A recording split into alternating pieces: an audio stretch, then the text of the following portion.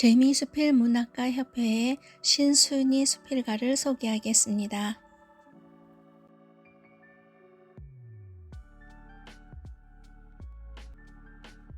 우물은 어디에 있을까? 신순희. 그것에 우물이 있었다. 우리 집 골목길을 나와 큰 길을 조금 걸어 올라가 고개를 넘으면 쌍우물이 있었다. 우물 위에는 시옷자 모양의 지붕이 있었다. 그 지붕에는 도르래가 설치되어 있었고 거기 두레박이 2개 매달려 있었다. 친구들과 심심하면 그곳에 가서 우물물 푸는 걸 구경했다. 두레박줄을 잡아당겨 우물에 던져 물을 푸고 다시 줄을 잡아 끌어올리면 시원한 우물물이 길어졌다. 동네 아주머니들이 두레박질하며 이야기꽃을 피우곤 했다. 엄마는 그 물을 길어가지 않았다. 우리 집은 공동 수도에서 물을 샀다. 그때 동네에 처음으로 공동 수도가 들어왔다. 엄마는 9살 계집애에게 물통을 주며 어서 가서 줄을 서라고 했다. 그곳에 물통을 두고 한참 지나 다시 가보면 이상하게 물통은 아직도 그 자리에 있었다. 누군가 우리 물통을 제치고 새치기를 한 것이다. 귀찮아도 지키고 서서 기다려야 했다. 공동수도는 시간에 맞춰 물을 팔았는데 그 줄이 길었다. 양철 물통들의 행진이었다. 한 번은 엄마를 돕는다고 물통 하나를 집에까지 날랐다.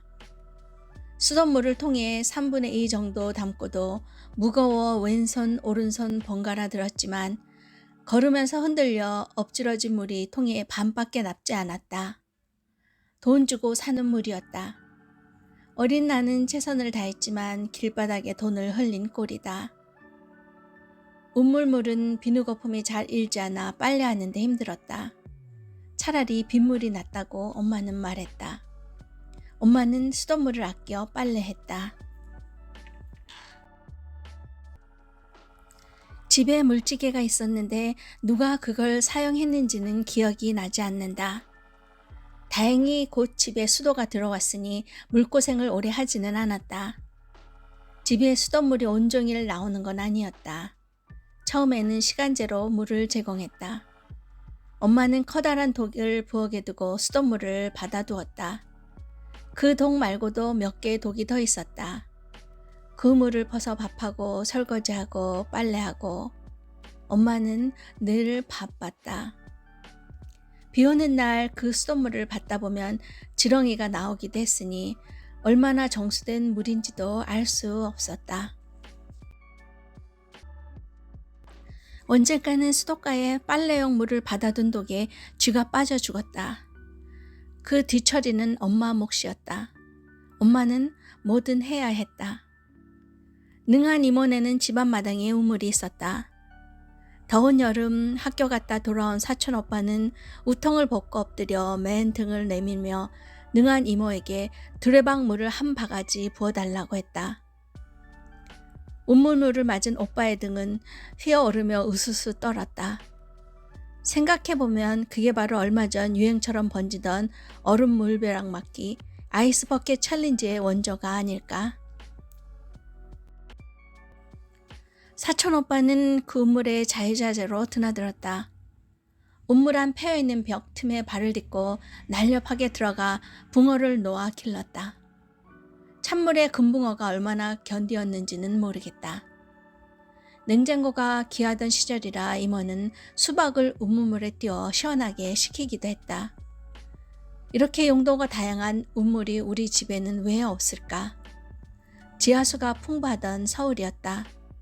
무공해 무방부제 인심 좋은 때였다. 임원에 가면 나는 그 우물을 신기해하며 내려다보고는 했다. 우물 밑바닥 한 구석에서 졸졸 물이 새어나왔다. 맑은 물에 비치는 내 얼굴을 보고 그 속에다 대고 소리를 지르면 메아리가 울렸다.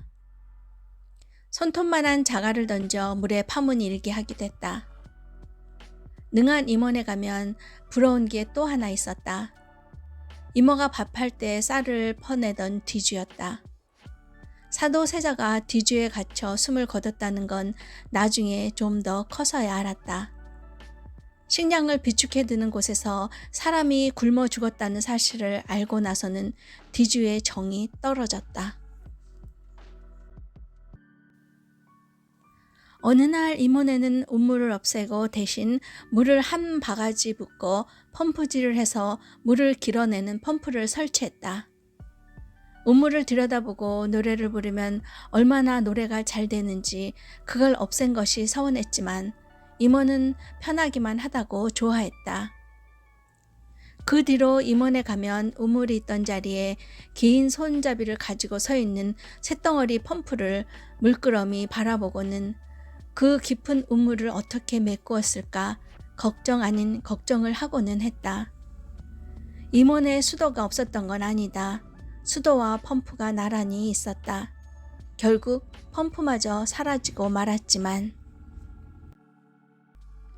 친구네 집에도 우물이 있었다. 평평한 시멘트 바닥에 작은 맨홀 같은 쇠뚜껑이 있었다. 그 뚜껑을 여니 바로 아래로 어둡고 깊은 우물이 있었다. 딱 한 사람이 들어갈 만한 구멍이었다. 숨겨진 그 우물에 한번 빠지면 흔적도 없이 사라질 것 같아 무섭고 기이했다. 마치 영화에 나오는 비밀의 장소 같다고나 할까? 그런 우물이야말로 메꿔버리는 게 낫다고 생각했다. 시대가 변하고 있었다. 집집이 수도가 다 들어섰다. 찾아오는 이 없는 동네의 쌍우물도 위기를 맞았다. 매끄러운 수돗물에 맛을 들였으니 더는 찝찝한 우물물을 길어가는 사람이 없었다. 잊혀가는 우물은 관리가 안 돼 오염된 지하수가 되어가고 우물에 침 뱉는 사람이 생길 지경이었다. 마침내 두레박은 전설이 되었고 펌프는 고물이 되었다. 돈을 물 쓰듯 한다. 사람들은 이제 수돗물을 먹지 않고 정수하거나 병물을 사 먹고 있다. 우리 동네 우물이 사라진 지금 지구촌 한편에서는 목숨 같은 식수를 얻고자 우물을 파주는 선교를 하고 있다. 언제까지 물이 우리 곁에 풍족하게 있어 줄지는 미지수이다. 내 마음에 우물 하나 파두었다. 재미수필문학가협회 신순이 수필가의 작품 우물은 어디에 있을까를 소개했습니다.